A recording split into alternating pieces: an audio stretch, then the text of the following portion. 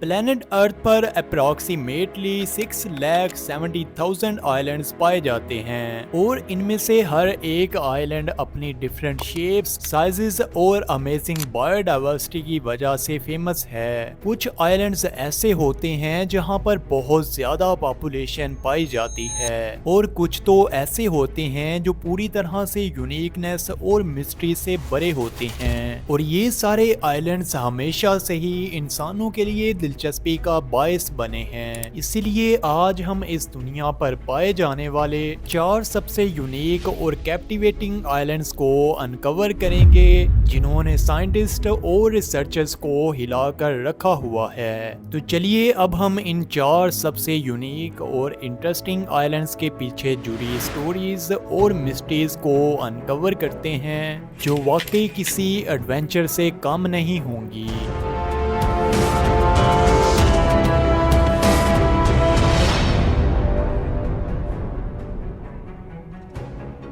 तो हमारा सबसे पहला स्टॉप पैसिफिक ओशन में मौजूद बिल्कुल रिमोट ईस्टर आइलैंड की तरफ ले जाता है। ये चिली के इलाके में मौजूद बहुत ही कैप्टिवेटिंग आइलैंड है जो कि पैसिफिक ओशन के साउथ ईस्ट में लाया करता है। ईस्टर आइलैंड अपने 1000 के करीब बहुत पुराने यादगार स्टैचूज की वजह से फेमस है जिन्हें मोआई कहा जाता है। स्टोन से बनी इन पुरानी शेप्स को रापा नुई के लोगों ने क्रिएट किया था। मोआई का हर स्ट्रक्चर आइलैंड की रिच कल्चरल हेरिटेज को एक्सप्लेन करता है। इसी वजह से इस आइलैंड को 1995 में यूनेस्को की तरफ से वर्ल्ड हेरिटेज साइट करार दिया गया। मोआई अपने दूसरे आर्टिफैक्ट्स को मिलाकर ईस्टर आइलैंड की कल्चरल सिग्निफिकेंस में पूरा हिस्सा डालता है। ह्यूमन सिविलाइजेशन के लिहाज से ईस्टर आइलैंड को सबसे मिस्टीरियस प्लेस कहा जाता है। मोआई के स्टैचूज ईस्टर आइलैंड की सबसे बड़ी मिस्ट्री हैं जो कि इस आइलैंड में खड़े हैं और ह्यूमन सिविलाइजेशन की अमेजिंग क्राफ्टिंग स्किल्स की याद दिलाते हैं जो कि इस आइलैंड में सेंचुरी से खड़े हैं। क्वेश्चन पैदा ये होता है कि इन जायंट स्ट्रक्चर्स को आखिर बनाया क्यों गया था।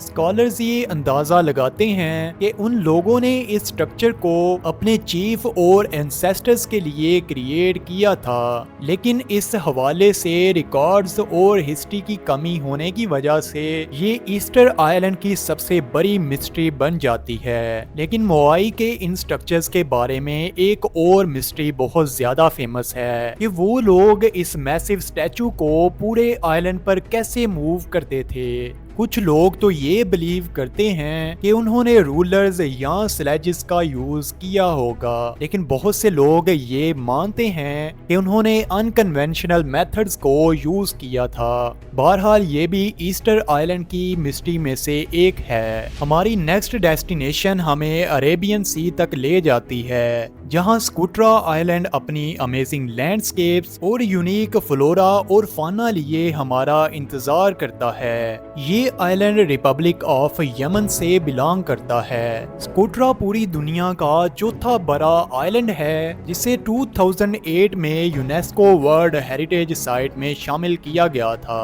स्कूट्रा आइलैंड ऐसी बायोडाइवर्सिटी का हॉटस्पॉट माना जाता है जो किसी दूसरे आइलैंड पर एग्जिस्ट नहीं करती। इसके 1/3 एरिया पर प्लांट्स ही देखने को मिलते हैं जो इसे किसी दूसरे आइलैंड से यूनिक बना देती है। और इन्हीं अमेजिंग प्लांट स्पीशीज में से ड्रैगन ब्लड ट्री अपनी यूनिक और स्ट्रेंज अपीयरेंस रखता है। ये इंतहाई घना होता है और इसकी शेप बिल्कुल अम्ब्रेला जैसी होती है। इस ट्री में से चिपकने वाला डार्क रेड रेजिन निकलता है और बिल्कुल इसी वजह से इसके इस रेजिन को ड्रैगन्स ब्लड यानी ड्रैगन का खून कहा जाता है, जो वाकई में इस ट्री को इंटरेस्टिंग बना देता है।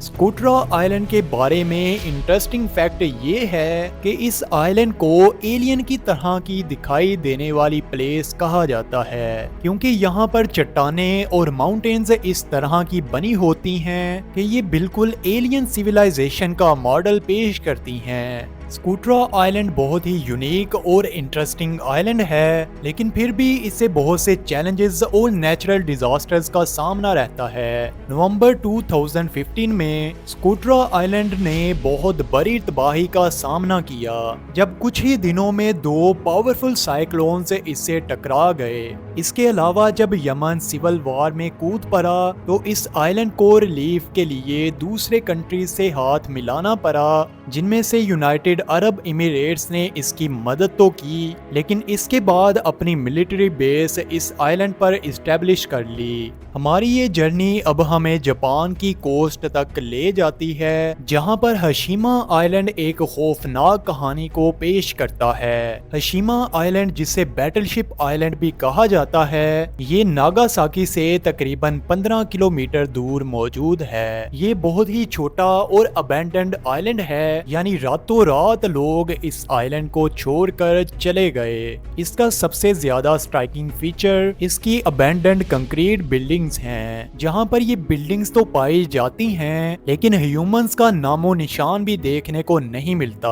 और इसके अलावा इस आइलैंड के गिर्द एक प्रोटेक्टिव सी वॉल भी बनी हुई है। जैसा कि आपको बताया कि इस आइलैंड का नाम बैटलशिप आइलैंड भी है, क्योंकि जैसा ये आइलैंड दिखता है उसी के हिसाब से इस पर ये नाम बहुत ज्यादा सूट करता है। और जब इसे एक फासले से देखा जाता है तो ये वाकई जंग का मैदान नजर आता है। इस आइलैंड को भी यूनेस्को वर्ल्ड हेरिटेज साइट में शामिल किया गया है, लेकिन क्वेश्चन ये पैदा होता है कि लोगों ने इस आइलैंड को रातों रात क्यों छोड़ा। इस आइलैंड को पहले जापान की माइनिंग कंपनी ओन करती थी और यहाँ से पानी के अंदर से कोल को निकाला जाता था, लेकिन कोल की डिमांड बड़ी तेजी से कम हो गई और इस आइलैंड पर चलने वाले तमाम ऑपरेशंस को क्लोज कर दिया गया।